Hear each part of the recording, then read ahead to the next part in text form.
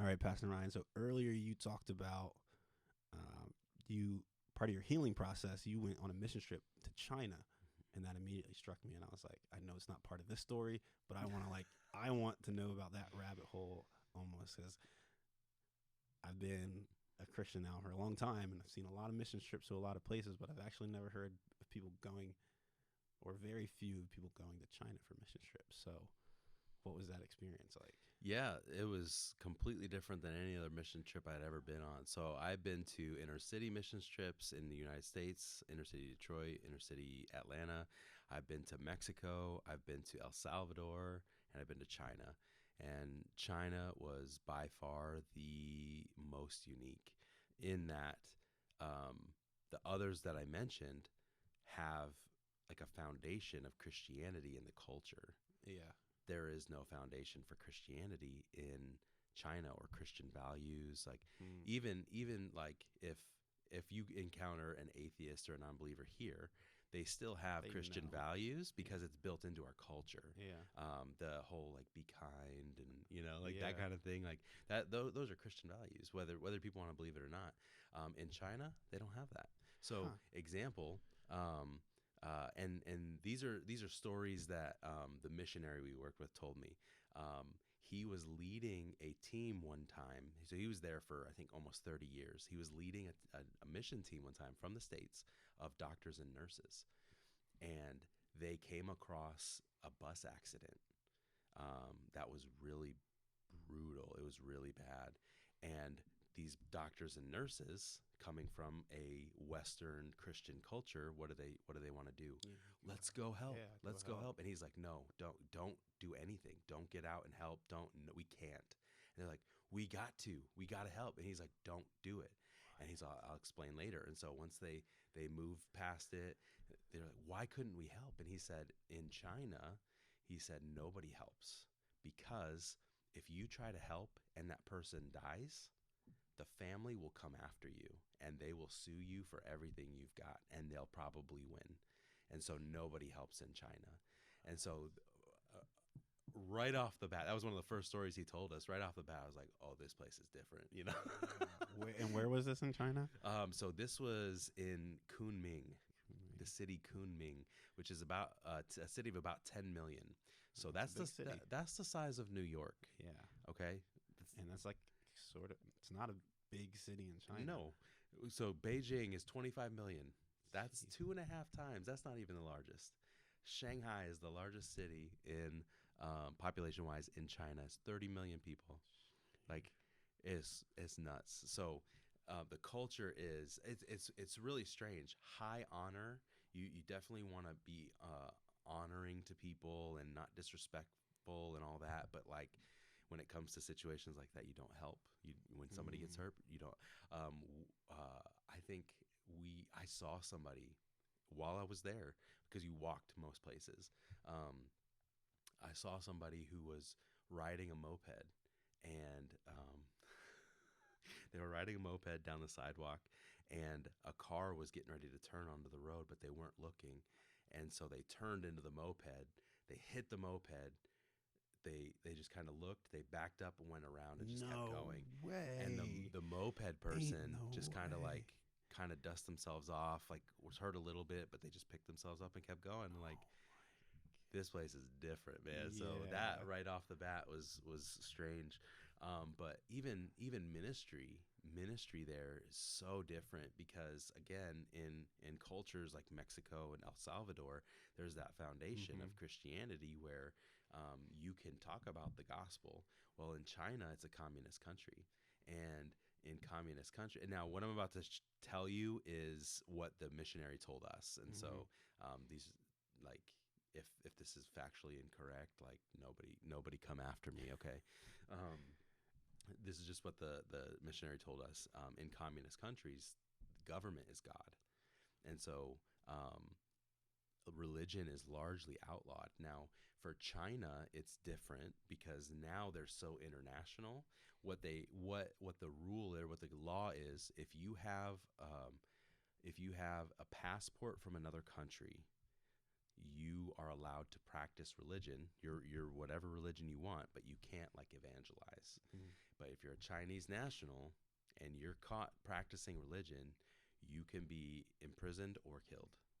And that's as of 2017. That's the way I know it is. Like, so Wow. that's not like back in the day. That's like now. Yeah. Imprisoned or killed for practicing religion. So that's wild. So ministry there is already different. If you're trying to reach Chinese nationals, it can't be this. We're having this Overt, yeah. evangelism. We're having this revival. Come to our, you know, it's like one-on-one conversational discipleship, Mm. basically. Um, and so what we did while we were there was kind of some of that, but we did work at an international school.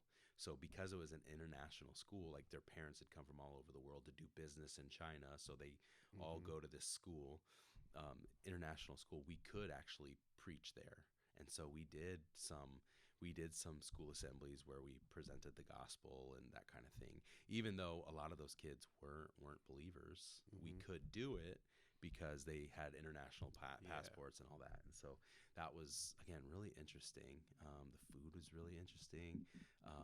They have Pizza Hut there, but Okay. but Oh, the pizza sauce is ketchup. okay. They had McDonald's, but like one of the main things was like fried chicken at McDonald's, which was weird. Um, Okay. but yeah, like just really strange, really, Yeah. really not strange, just different Yeah. than what Yeah. I'm Yeah. used to. It would be Um, strange to us yeah, for yeah, sure. yeah, for sure. So, yeah, what other Okay. questions do you have for me? Oh, so you guys weren't like doing street evangel. A lot of you weren't doing like microphone street evangelism. Mm. Did that? So the missionary worked for the school. Like, was that his in to be there? Um, Did he have to have a cover story, or is he could just be there because he was an international person? he had to have a cover.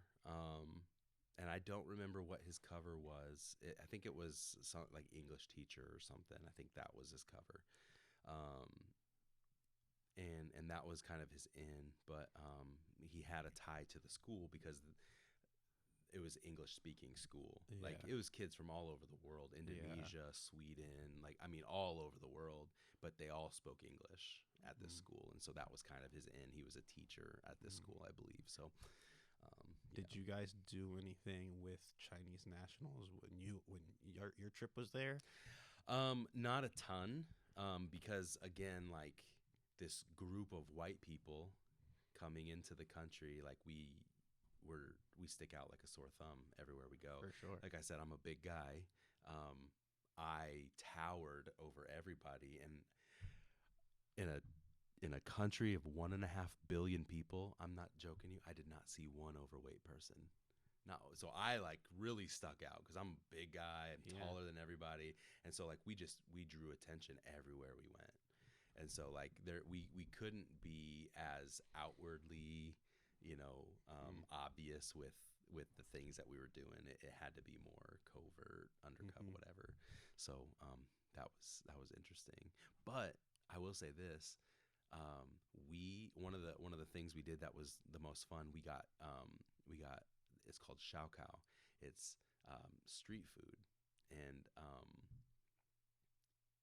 it was like the street food stuff doesn't start till like 10, 11 o'clock at night, Mm. and we were out till like 3 in the morning. Usually in a town the size of New York, to be out that late is like dangerous. Mm.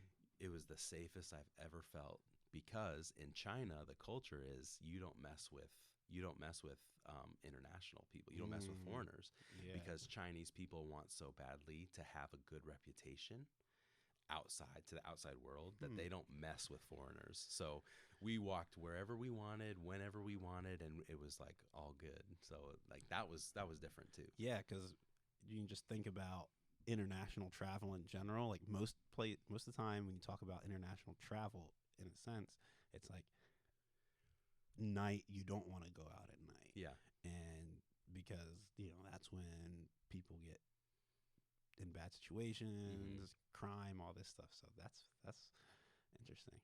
I'm sure there are bad Sure. Yeah. spots, Yeah. Sure. but Sure. like the missionary was telling us like You're good. you're good. Like you don't need to worry. So I'm like, all right.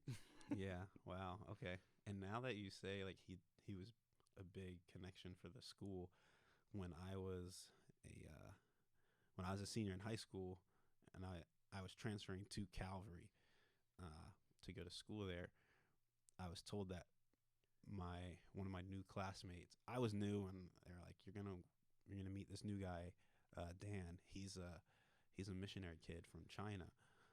And I was like, okay, cool. So I remember walking into class the first day. This is a small school. There's only 5 of us in our class, and 2 of us, me and him, were both brand new that year. I'm like, okay, I'm gonna meet Dan, and then I get to class, and I'm looking for this Chinese guy, and he comes up to me, and he's like, I'm Dan. I was like, oh, okay. He was a missionary kid, so I shouldn't have assumed that he was Chinese. Right. But yeah, just 6'5", Yeah. skinny white guy. He came up to me. I was like, oh, yeah, no, you're not Chinese. But their family worked at an international Christian school, I think, Okay. when they were in China. Okay. So I guess that's a big way to try and do mission work over there, is Yeah. through education. Yeah. Okay, Yeah. cool. I have to share this too. The dining over there, like in restaurants, is way different too. So the culture here, right, is when you go to a sit down restaurant, you have to tip, right? Mhm. So the wait staff wants to get you in and out as fast as possible because they want as They much need money as they more can. tips Yeah. for more Well, people. it's not like that in China. They Okay. don't do tips. They get a certain wage or whatever, and so it doesn't matter how long you stay. Hmm. Like, and things don't come out super fast over there in restaurants. So like the first night we were there, like we flew this 15-hour flight, flew into Beijing, kind of got settled in our hotel, went and had dinner at like 5 o'clock there, and then we didn't end up leaving, I think, till like 8. We were there for 3 hours, like sitting, eating, and again, that whole thing is different. They don't put a plate in front of you. It's everything's on this like lazy Susan turnstile thing, and you like pick from that. And so that like it's just this slow thing that you don't rush through, and you like really enjoy time with each other. That's And cool. so yeah, it really made Yeah. me appreciate like meal times more here, Yeah. like with my family. Like, okay, this doesn't have to be fast. We can just sit. We can just enjoy, take our time, that kind of thing. And so that was really That's cool. Nice. Yeah. Awesome. Yeah. I knew, I was like, I need a little side story of what it was like being in China. Yeah, doing, yeah, yeah. doing missions work. Highly recommend going one day. Like if you ever get the chance, I highly recommend it. It was the trip of a lifetime. So That's cool. yeah, man.